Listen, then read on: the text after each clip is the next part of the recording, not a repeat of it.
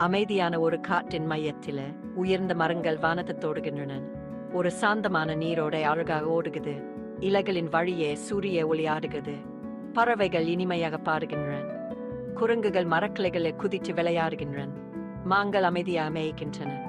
காடு முழுவதும் அமைதி நிறைந்துள்ளது. அந்த காட்டின் நடுவில் ஒரு குகை இருக்குது. அந்த குகையில் ஒரு பெரிய கரடி வசிக்கிறது. அந்த கரடிக்கு காட்டை ரொம்ப பிடிக்கும். காட்டில் உள்ள எல்லா விலங்குகளையும் அது ரொம்ப நேசிக்கிறது. கனிவான உதவும் குணமுள்ள அந்த கரடி காட்டை தன் வீடா நினைக்குது. ஒரு நாள் வெயில காலத்தில காட்டுல தீப்பிடிச்சது. ஒரு மரத்தில தீப்பிடிச்சது. காற்று வேகமாக வீசியதா தீ மலமளவென்று பரவியது. காற்று முழுவதும் புகை நிறைந்தது. விலங்குகள் பயத்தில அலறிக்கிட்டு ஓடியன். கரடி தூங்கிக் கொண்டிருந்தது. புகை வாசனை வந்ததும் அது வெளிச்சது. தீயை கண்டதும் அது பயந்தது.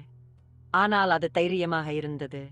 காட்டையும் தன்னுடைய சக விலங்குகளையும் தான் காப்பாற்ற வேண்டும் என அது அறிந்திருந்தது. கரடி ஒரு திட்டம் தீட்டியது. எல்லா விலங்குகளையும் ஒன்றாக அழைத்தது. நாம் ஒன்றுபட வேண்டும்.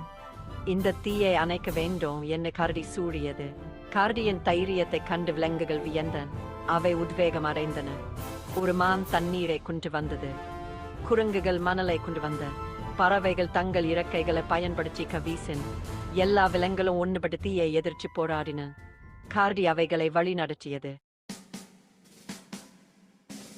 விலங்குகள் அனைத்தும் ஒன்றுபட்டு பொறுப்புடன் உழைத்தன. அவை தண்ணீரை ஊற்றின. மணலை எரிந்தன. காற்றை வீசின. மெதுவாக தீ அணைந்தது. புகை மறைந்தது. காடு மீண்டும் அமைதியடைந்தது. விலங்குகள் மகிழ்ச்சியடைந்தன. கரடிக்கு நன்றி தெரிவித்தன். கரடியின் தைரியமும் விலங்குகளின் ஒற்றுமையும் தான் தீயை அணைத்தன். காடு காப்பாற்றப்பட்டது. தீ அணைந்த பிறகு காடு சோகமாக காணப்பட்டு மரங்கள் எரிந்து போயன். பறவைகள் பாடவில்லை. விலங்குகள் சோர்வாக உணர்ந்தன். ஆனா காடு மீண்டும் உயிர் பெறும் என்று கரடிக்கு தெரியும். விரைவில் மழை பெய்யும். புதிய செடிகள் வரும். பறவைகள் மீண்டும் சூடுகள் கட்டுவார்கள். விலங்குகள் மீண்டும் மகிழ்ச்சியடைவார்கள். காடு மீண்டும் உயிர் பெறும். பொறுமையும் ஒற்றுமையும் இருந்தால் எதையும் சாதிக்க முடியும்.